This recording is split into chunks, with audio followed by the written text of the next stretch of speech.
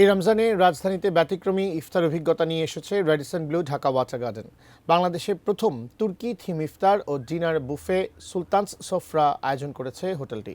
রমজান উপলক্ষে এই প্রথমবারের মতো সরাসরি তুরস্ক থেকে আসা দুজন অভিজ্ঞ শেফ সেখানে পরিবেশন করছেন আসল তুর্কি খাবার ও ডেজার্ট।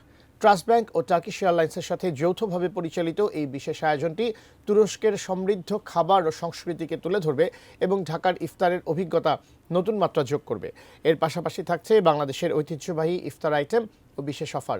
নির্বাচিত ব্যাংক কার্ডে থাকছে বাই ওয়ান গেট 3 অফার এবং ডাইন অ্যান্ড উইন ক্যাম্পেইনে একজন অতিথি জিততে পারেন টার্কিশ এয়ারলাইন্সের সৌজন্যে ঢাকা তুরস্ক ঢাকা রিটার্ন টিকিট।